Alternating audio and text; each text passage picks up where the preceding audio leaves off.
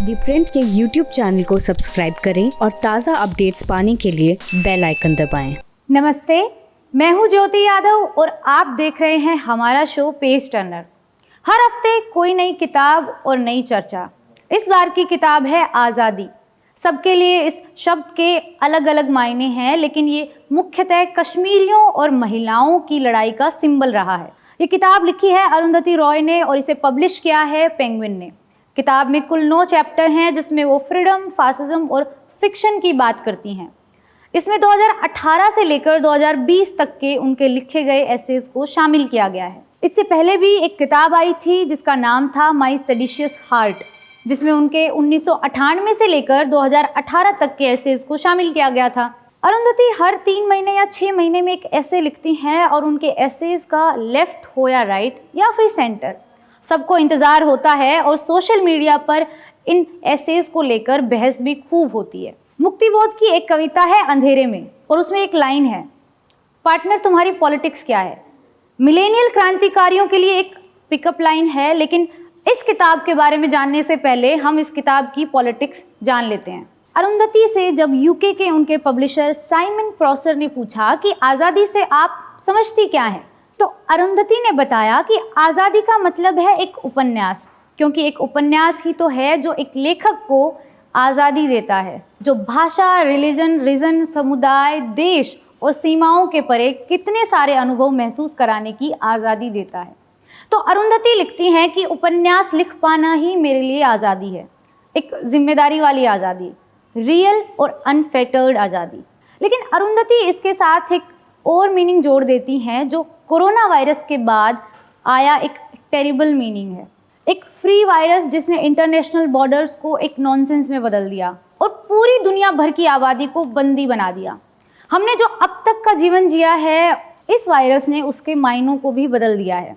ये वायरस हमें उन मूल्यों को ही क्वेश्चन करने के लिए बाध्य करता है जिन पर हमारी मॉडर्न सोसाइटी थ्राइव करती है। तो इस किताब का पहला चैप्टर क्या है? मुझे इस किताब का जो पहला चैप्टर है वो सबसे ज़्यादा इंटरेस्टिंग यानी रोचक लगा। पहला चैप्टर भाषा यानी लैंग्वेज की पॉलिटिक्स की बात करता है। In what language does rain fall over the tormented cities, ये पेब्लो नेरुदा की लिखी हुई लाइनें हैं। भाषा को लेकर अरुंधति गंभीरता से बात करती हैं और अपने अनुभव भी साझा करती हैं। इसके साथ साथ पब्लिक की जो लैंग्वेज है उसको जानने का भी हमें मौका मिलता है। वो लिखती हैं कि उनका उपन्यास the ministry of utmost happiness भले ही लिखा गया हो इंग्लिश में, लेकिन उसे सोचा गया था कई सारी भाषाओं में। फिर वो हमें अपने पहले उपन्यास गॉड ऑफ स्मॉल थिंग्स के पब्लिश होने के वक्त में ले जाती हैं। उस वक्त वो लंदन में एक लाइव रेडियो शो का हिस्सा बनी थी और उनके जो दूसरे गेस्ट थे वो इंग्लिश हिस्टोरियन थे। इंटरव्यू करने वाले ने कोई सवाल पूछा तो जो उनके दूसरे गेस्ट थे उन्होंने अरुंधति को लेकर एक टिप्पणी की, the very fact that you write in English is a tribute to English empire. इसके बाद अरुंधति थोड़ी देर के लिए चुप रही, लेकिन उसके बाद उनका गुस्सा फूट पड़ा। उन्होंने एक्सट्रीमली हर्टफुल चीज़ें कहना शुरू कर दिया। इंग्लिश हिस्टोरियन थोड़ी देर अपसेट बैठा रहा, लेकिन जब शो ख़त्म हुआ तो उन्होंने अरुंधति को बताया कि आपकी किताब मुझे बेहद पसंद आई थी और मैं सिर्फ एक कॉम्प्लीमेंट देना चाह रहा था। अरुंधति ने उनसे सवाल पूछा कि क्या अमेरिकन अफ्रीकन राइटिंग और पोइट्री स्लेवरी को ट्रिब्यूट है? क्या लैटिन अमेरिकन साहित्य स्पेनिश और पुर्तगाली कॉलोनियलिज्म को ट्रिब्यूट है? ऐसा एक दूसरा किस्सा है जो वो अपने कॉलेज की उम्र का सुनाती हैं। उनकी माँ ने उन्हें 16 साल की उम्र में दिल्ली पढ़ने के लिए भेजा था। वो यहाँ आर्किटेक्ट की पढ़ाई करने आई थी। वो लिखती हैं कि 3 दिन और 2 रातों के सफ़र में उनके साथ हिंदी की एक लाइन भी थी, और ये लाइन स्वामी भक्त कुतिया नाम की कोई हिंदी की कहानी थी जहाँ से उन्होंने रट ली थी। इसमें एक वफादार कुत्ता होता है जो अपने मालिक की बेटी को सांप के काटने से बचा लेता है और खुद सांप के काटने से मर जाता है। अरुंधति को सिर्फ एक लाइन याद थी और वो ऐसे थी, सुबह उठकर देखा तो कुतिया मरी पड़ी थी। दिल्ली में शुरुआती महीनों में वो जो भी कॉन्वर्सेशन होती थी उसमें यही लाइन ऐड कर देती थी। लेकिन पहले उपन्यास को लिखने तक अरुंधति के पास अपनी एक भाषा आ गई थी। वो लिखती हैं कि ये भाषा एक अनइमेजिनेबल रिलीफ की तरह मुझे महसूस हुई। मुझे लगा कि आखिरकार मुझे वो भाषा मिल गई है जो मेरी है, एक ऐसी भाषा जिसने मुझे फ्री किया, एक ऐसी भाषा जिसे मैं जैसा सोचती हूँ वैसे लिख भी सकती हूँ। लेकिन ये रिलीफ ज़्यादा दिन नहीं टिका। वो आगे बताती हैं कि मार्च 1998 में हिंदू नेशनलिस्ट पार्टी सत्ता में आई और न्यूक्लियर टेस्ट हुए। उसके बाद सब कुछ बदल गया। ये जो बदलाव था वो सिर्फ पॉलिटिकल बदलाव नहीं था, ये लोगों की भाषा का बदलाव था। इसके बारे में वो लिखती हैं कि ये किसी लेखक की प्राइवेट भाषा का बदलाव नहीं बल्कि पब्लिक इमेजिनेशन का बदलाव था। पहले जो बात पब्लिक में बोलने से हर कोई कतराता था उसको मान्यता मिल गई थी, बाकायदा ऑफिशियली एक्सेप्टेबल। और उस वक्त अरुंधति ने अपना पहला पॉलिटिकल ऐसे लिखा था, द एंड ऑफ इमेजिनेशन। इस निबंध के बाद उनकी भाषा बदल गई। ये किसी उपन्यास की भाषा की तरह नहीं थी बल्कि क्विक, अर्जेंट और पब्लिक थी। अरुंधति ने उस ऐसे की एक लाइन को भी कोट किया है और वो लाइन इस तरह है, these are not just nuclear test, they are nationalism test. वो आगे शिकायत करती हैं कि मेरी बात को उस वक्त गंभीरता से नहीं लिया गया, लेकिन अब एक एक वाक्य सही साबित हुआ। इसके अलावा इस किताब में वो भीमे कोरेगांव, नक्सलियों, कश्मीरियों, दिल्ली दंगों के ऊपर लिखे गए एसेज में अपना पॉलिटिकल स्टैंड क्लियर करती हैं। एक और चैप्टर है 2019 के लोकसभा इलेक्शन के ऊपर, नाम है election season in a dangerous democracy. इसकी शुरुआत अरुंधति इंडियन एक्सप्रेस के फ्रंट पेज की एक छोटी सी खबर से करती हैं। इस रिपोर्ट की हेडलाइन क्या थी, those held part of anti fascist plot to overthrow government, Pune police tell court. यहाँ पर वो आपसे सवाल पूछती हैं कि अब तो आप सबको पता चल जाना चाहिए कि जो सत्ता में बैठे हैं वो क्या हैं, जब उनकी पुलिस ही उन्हें फासिस्ट कह रही है।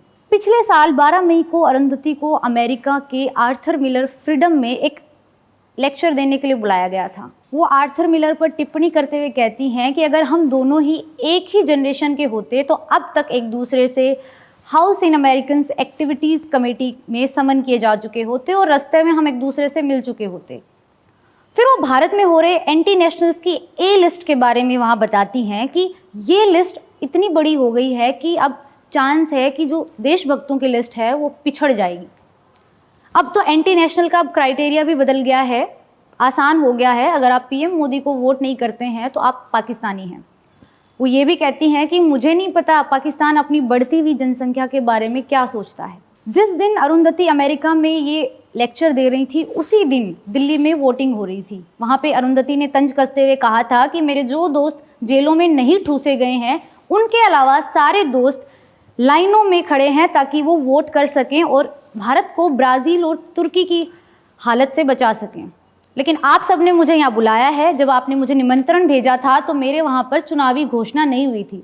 इसलिए अगर मोदी एक वोट से भी जीतते हैं तो आप सब लोगों को कलेक्टिव ब्लेम का भागीदार बनना होगा। अरुंधति के फिक्शन और नॉन फिक्शन को लेकर काफ़ी कुछ कहा गया है और वो खुद भी इस पर बात करती हैं। चैप्टर का नाम है the language of literature.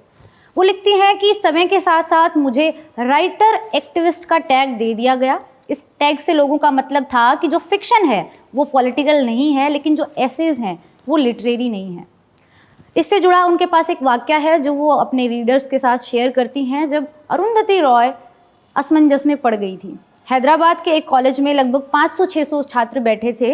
Arundhati के एक तरफ थे वाइस चांसलर और दूसरी तरफ थे पोइट्री के कोई प्रोफेसर। वाइस चांसलर ने कहना शुरू किया कि अब आपको फिक्शन पर समय नहीं लगाना चाहिए, आपको तो पॉलिटिकल राइटिंग्स पर फोकस करना चाहिए। दूसरे प्रोफेसर कह रहे थे कि आपको फिक्शन की तरफ लौटना चाहिए, आपकी ट्रू कॉलिंग ही तो है साहित्य। अरुंधति अपनी इस किताब में फिक्शन और नॉन फिक्शन को लेकर अपना स्टैंड फिर क्लियर करती हैं कि वो नहीं समझती कि एक दूसरे से ज़्यादा सच है या फिर दूसरे से ज़्यादा रियल है। बस डिफरेंस यही है कि जो मैं लिख रही होती हूँ मैं उस वक्त उस बात को महसूस भी कर रही होती हूँ। वो साफ कह देती हैं कि जब उनके पहले उपन्यास के बाद जॉन बर्गर ने एक हैंड रिटन लेटर उनके लिए भेजा था और उसमें लिखा था कि your fiction and non fiction they walk you around the world like your two legs. और अरुंधति के लिए फिक्शन नॉन फिक्शन की डिबेट यही ख़त्म हो जाती है। अगर आपको हमारी ये सीरीज़ अच्छी लगती है तो हमें कमेंट सेक्शन में बताइए कि आप किस किताब का रिव्यू हमसे चाहते हैं। हम नॉन फिक्शन और पॉलिटिकल किताबों की चर्चा बिल्कुल करेंगे। ये वाला वीडियो आप शेयर करिए, हमारे YouTube चैनल को सब्सक्राइब करिए और दी प्रिंट को सोशल मीडिया पर फॉलो करिए। मैं ज्योति यादव, दी प्रिंट।